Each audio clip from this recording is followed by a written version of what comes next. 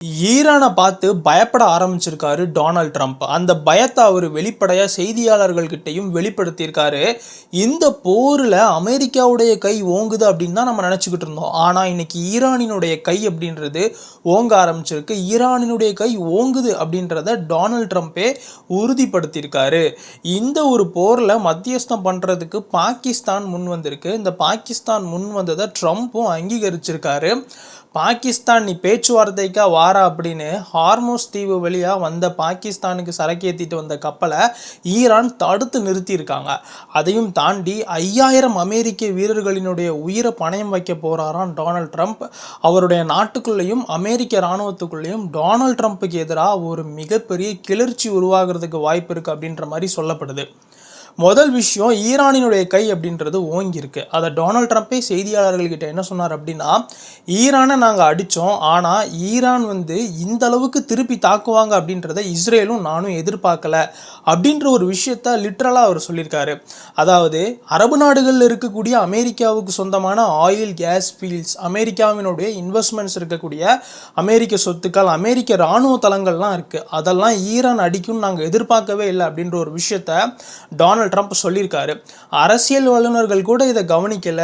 ஈரானினுடைய இந்த ஒரு மூவ் அப்படின்றது ரொம்ப சர்ப்ரைசிங்காக இருந்திருக்கு அப்படின்றத டொனால்ட் ட்ரம்ப்பே ஒத்துக்கிட்டு இருந்திருக்காரு. இதிலிருந்து நமக்கு என்ன தெரியுது அப்படின்னா, ஈரான் கூட இப்பேற்பட்ட ஒரு வம்பை இழுக்கிறதுக்கு முன்னாடி அமெரிக்கா முழுமையாக ப்ரிப்பேர் ஆகலை அப்படின்றத. முழுமையாக ப்ரிப்பேர் ஆகாத அமெரிக்கா அந்த இராணுவ தளங்களில் இருந்த பல்வேறு அமெரிக்க வீரர்களினுடைய உயிரை பணயம் வச்சிருக்கு. இந்த ஒரு மோசமான முடிவை யார் எடுத்திருக்காங்க அப்படின்னா, அமெரிக்காவினுடைய ட்ரம்ப் நிர்வாகம். அதை அவரே ஒத்துக்கிட்டு இருந்திருக்காரு. இதனால் ஈரானினுடைய கை ஓங்குது அப்படின்னு அரசியல் வல்லுநர்களால் சொல்லப்படுது. அதே நேரத்தில் டொனால்ட் ட்ரம்ப் என்ன சொன்னார் அப்படின்னா, போர் நிறுத்தம் ஒரு 5 நாளைக்கு இருக்கும். இதுக்கு நடுவில் நானும் ஈரானும் உட்காந்து பேச போகிறோம். இதில் ஈரான் ஒரு மிகப்பெரிய பரிசை நமக்கு தரப்போகிறாங்க. அணு ஆயுதமோ அது சார்ந்த விஷயமோ இல்லை, ஆயில் கேஸ் சம்மந்தமானது. ஆயில் கேஸ் உலகத்துக்கு போகக்கூடிய வழி அப்படின்னா அவர் எதை குறிப்பிட்டார் அப்படின்னா, இந்த ஹார்மோஸ் தீவுக்கான கட்டுப்பாட்டை அமெரிக்காவும் ஈரானும் சேர்ந்து இனிமேல் பண்ணுவோம், இல்லை அமெரிக்கா தான் பண்ணும். இந்த ஒரு பரிசை அமெரிக்காவுக்கு ஈரான் கொடுக்க போகுது. இந்த ஒரு போரினால இது அமெரிக்காவுக்கு கிடைச்ச ஒரு மிகப்பெரிய வாய்ப்பு அப்படின்ற மாதிரிலாம் பேசிக்கிட்டு இருந்தார். ஆனால் ஈரான் இதை மறுத்துருக்காங்க. நாங்கள் அப்படி சொல்லவே இல்லை அப்படின்ற மாதிரி சொல்லியிருக்காங்க. இந்த அமெரிக்கா பாகிஸ்தான் வழியாக ஈரான் கூட ஒரு பேச்சுவார்த்தை நடத்தணும்னு ட்ரை பண்ணுதாங்களா, அந்த ஒரு பேச்சுவார்த்தையுமே நாங்கள் நடத்தலை அப்படின்னு ஈரான் மறுத்துக்கிட்டு இருக்காங்க. ஏன் அவங்க இதை சொல்லுதாங்க அப்படின்னா, எப்போல்லாம் அமெரிக்கா பேச்சுவார்த்தைக்கு வருதோ அப்போல்லாம் அவங்க ஈரான் மேலே சர்ப்ரைஸான அட்டாக் பண்ணுதாங்க. ஈரான் கூட பேச்சுவார்த்தை நடந்துக்கிட்டே இருக்கும்போது தான் காமேனி அவர்கள் அமெரிக்காவால் கொல்லப்பட்டார். இப்போ மறுபடியும் ஈரான் கூட பேச்சுவார்த்தையை அமெரிக்கா தொடங்குது, அதுவும் பாகிஸ்தான் வழியாக தொடங்குது. இந்த ஒரு பேச்சுவார்த்தையை நாங்கள் நடத்திக்கிட்டு இருக்கும் போதே எங்களினுடைய கார்கு தீவை அமெரிக்கா கைப்பற்றதுக்கான வாய்ப்பு இருக்குது அப்படின்ற மாதிரி ஈரான் கருதுதாங்க. அதனால் நாங்கள் பேச்சுவார்த்தைக்கு ஒத்துக்கிடலை அப்படின்னு சொல்லியிருக்காங்க. இந்த ஒரு பேச்சுவார்த்தைக்கு நாங்கள் மீடியேட் பண்ணுறோன்னு பாகிஸ்தானினுடைய ஃபீல்டு மார்ஷல் அசீம் முனீர் சொன்னதுமே அந்த ஒரு கருத்தை டொனால்ட் ட்ரம்ப் அவருடைய அந்த எக்ஸ் வலைதளத்தில் ஷேர் பண்ணார். அதுக்கப்புறம் ஈரான் என்ன பண்ணாங்க அப்படின்னா, பாகிஸ்தானுக்கு சொந்தமான கப்பல் ஹார்மோஸ் வழியாக சரக்கு ஏற்றிட்டு வந்தது, அதை தடுத்து நிறுத்தி திருப்பி அனுப்பிச்சிருக்காங்களாம்.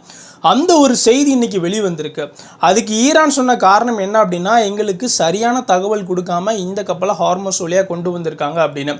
ஆனால் பாகிஸ்தானினுடைய இந்த மீடியேஷனுக்காக தான் இப்படி ஒரு நடவடிக்கையை ஈரான் எடுத்திருக்கு அப்படின்னும் பல அரசியல் வல்லுநர்களால் சொல்லப்படுது. ஒரு 15 பாயிண்ட்டை பாகிஸ்தான் வழியாக ஈரானுக்கு ட்ரம்ப் கன்வே பண்ணியிருக்காரு. அதில் ஈரானினுடைய மிசைல் டெக்னாலஜி டெவலப் பண்ணுறது, நியூக்ளியர் ஆயுதங்கள் டெவலப் பண்ணுறது சம்மந்தமான கட்டுப்பாடுகள்லாம் இருந்திருக்கு. அதெல்லாம் எங்களால் ஏற்கவே முடியாதுன்னு ஈரான் சொல்லியிருக்காங்க. இந்த ஒரு விஷயத்தினால தான் மேலும் இந்த போர் மிகப்பெரிய அளவில் எஸ்கலேட் ஆகுமோ அப்படின்னு ஒரு பயம் வந்திருக்கு. இது எல்லாத்துக்கும் மேலே ஈரானுக்கு சொந்தமான கார்கு தீவு. இந்த தீவு எந்த அளவுக்கு ஈரானுக்கு முக்கியம் அப்படின்னா, ஈரான்லேருந்து ஏற்றுமதி ஆகிற 90% கச்சா எண்ணெய் கார்கு தீவு வழியாக தான் போகுது. ஸோ இந்த தீவை நம்ம கைப்பற்றிட்டா ஒட்டுமொத்த ஈரான் பொருளாதாரத்தை கட்டுப்படுத்தலாம் அப்படின்னு அமெரிக்கா நினைக்கி ஸோ பேச்சுவார்த்தை நடத்துகிற மாதிரி நடத்தி எங்கள் கவனத்தை சிதறடிச்சு கார்கு தீவில் அமெரிக்க வீரர்களை இறக்குறதுக்கான அந்த ஒரு அமெரிக்காவினுடைய திட்டத்தை எங்களால் அனுமதிக்க முடியாது, அதனால் நாங்கள் பேச்சுவார்த்தைக்கு வரமாட்டோம் அப்படின்னு ஈரான் உறுதியாக சொல்லியிருக்காங்க. இந்த ஒரு பேச்சுவார்த்தை நடக்கணும் அப்படின்றதுக்காக தான் ஈரானில் இருக்கக்கூடிய மின்சார உற்பத்தி மையங்கள் மேலெலாம் நாங்கள் தாக்குதல் நடத்த மாட்டோம், இந்த ஒரு போரை 5 நாளைக்கு ஒத்தி வைக்கும் அப்படின்னு டொனால்ட் ட்ரம்ப் சொல்லியிருந்தாரு. இப்போ பேச்சுவார்த்தை நடத்துகிற மாதிரி நடத்தி எங்களுடைய முக்கியமான தீவை பிடிக்கிறதுக்கு அமெரிக்கா ட்ரை பண்ணுது. ஸோ அதனால் நாங்கள் பேச்சுவார்த்தைக்கு வரவே மாட்டோம் அப்படின்னு ஈரான் உறுதியாக சொல்லியிருக்காங்க.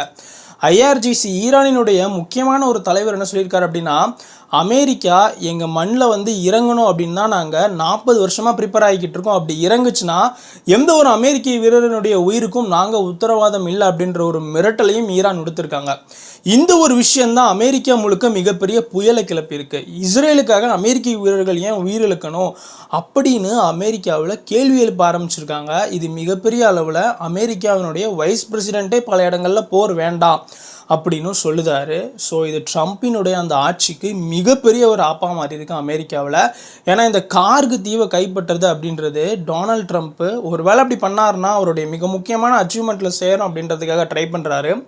ஆனால் அமெரிக்காவினுடைய வீரர்கள் உயிரையும் பணையம் வச்ச மாதிரி ஆகுது. ஆப்கானிஸ்தான், வியட்நாமில் அமெரிக்கா எப்பேற்பட்ட ஒரு தோல்வி அடைஞ்சாங்களோ அதே தோல்வியை தான் அமெரிக்க வீரர்கள் ஈரான்லேயும் அடைய போகிறாங்க. இந்த போர் எஸ்கலேட் ஆனதுனால தான் நமக்கு இந்த கேஸ், இந்த எல்பிஜி, எல்என்ஜி இது எல்லாத்துக்குமே தட்டுப்பாடு வந்திருக்கு. இந்த போர் இன்னமும் எஸ்கலேட் ஆகிற பட்சத்தில் இதுக்கு மிகப்பெரிய அளவில் தட்டுப்பாடு வரும் அப்படின்னு சொன்னாலுமே இந்தியாவினுடைய அரசாங்கம் ஈரான் கூட ஒப்பந்தம் போட்டிருக்காங்க எங்களுடைய கப்பல்களை அனுமதிக்கணும்னு. பாகிஸ்தான் கப்பலை தடுத்து வச்ச அதே நேரத்தில் தான் இந்தியாவுக்கு சரக்கேற்றிட்டு வரக்கூடிய கப்பல்களுக்கு ஈரானினுடைய ஐஆர்ஜிசி அனுமதி கொடுத்துருக்கு. இந்த ஒரு விஷயம் இப்போதைக்கு ஓரளவுக்கு நமக்கு நம்பிக்கை கொடுக்குறதா இருந்தாலுமே இந்த போர் முழுமையாக நிற்கிற பட்சத்தில் தான் உலக பொருளாதாரம் அப்படின்றது அன்சர்டனிட்டி இல்லாமல் இருக்கும்.